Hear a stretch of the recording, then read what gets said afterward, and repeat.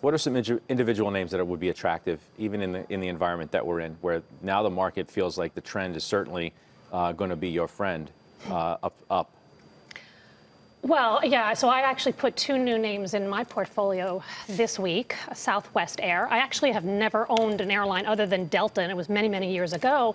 But I actually think the seasonality, the capacity situation has also actually calmed down. They have pricing power, especially if oil prices go up.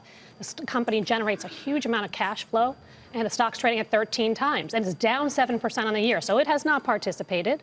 So another name is Stanley Black & Decker. I have owned that on and off over the last couple of years. It's just such a fabulous company. One of the best management teams I have ever dealt with. The stock is down 15% on these tariff concerns and commodity cost creeps and that sort of thing. They've got global brands. This Craftsman deal is going to be a home run. They're going to outperform their growth by their peers in terms of growth on the top line.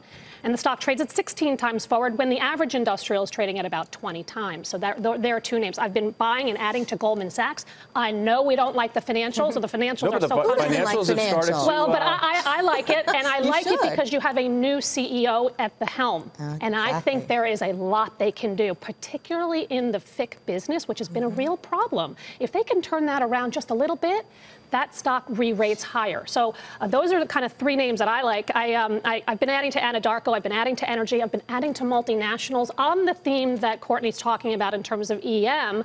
I would rather own these companies that are U.S.-based. I get a little bit more disclosure, and I feel a little more comfortable in terms of where they're at in terms of valuations. How about the financials trade? We're underweight financials, and we just think this is not the point in the cycle to buy financials. Typically, financials are deep cyclical. Typically, you want to buy cyclicals when the PMIs are rising, not when they're falling.